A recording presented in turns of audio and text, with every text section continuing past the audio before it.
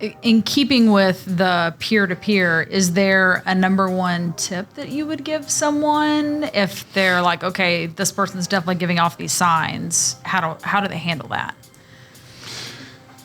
So there's a couple ways you can approach it. And so I'll start with kind of the safer play first, and we'll go a little more nuclear as we ramp up. So the obvious one is avoid them. I mean, they're dangerous and they're very sneaky and very manipulative and very skilled. So you don't want to play their game. So if you can avoid them, that's always a good first step. So if you can do the work without them, that's good.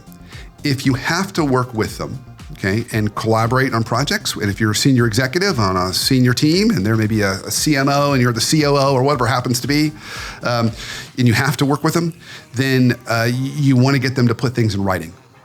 So force them to put things in writing. Require it.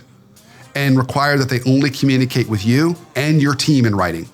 So you see if they start to go to your team, you need to go talk to your team and say, don't respond to them, don't have lunch with them. Make sure any communication they do with you needs to be in email and writing. So it's very, very clear. So that's kind of the second step. Now, it really becomes problematic. Then the third thing you can do is try and elevate what they're doing to make it more obvious to others. The greatest number one fear for a narcissist is to be found out. So narcissists are deeply insecure. So if you can publicly make it clear what they're doing, embarrass them publicly, that can also kind of damage their ability to function. So I'll give you a kind of a fun story to kind of end ways to deal with narcissists. So I was talking to a colleague of mine, and they were talking about a university setting, and they happen to have this one faculty member who was tenured faculty, and so they can't fire this person unless they do something extremely egregious. And they were in this school. It was a business school. It wasn't here where I live. It was another school in another part of the country. And this person was really causing issues, and the dean really couldn't do anything about it because they were tenured. And they were narcissistic, derailing a lot of the meetings. So what the dean did in order to kind of prevent them from behaving the way they were behaving. But remember, the dean can't fire them.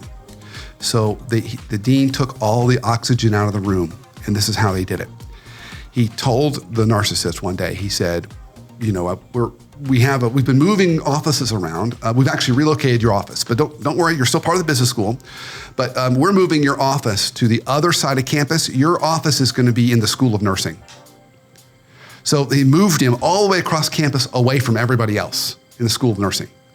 Still faculty member, still could teach classes, still got a salary. Nothing else was changed. He just moved his office, but moved it, ostracized him basically.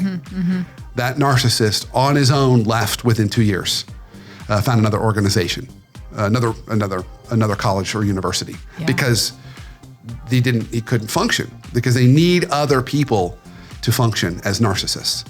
So that's more of a nuclear option. Find ways to kind of isolate them, ostracize them.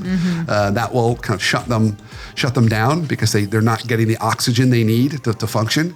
But that's more extreme. But the more shorter term version, try and avoid them as best you can. But most importantly, get them to put everything in writing. And you'll see really clearly that's your number one key to identify a narcissist. They'll refuse to do it.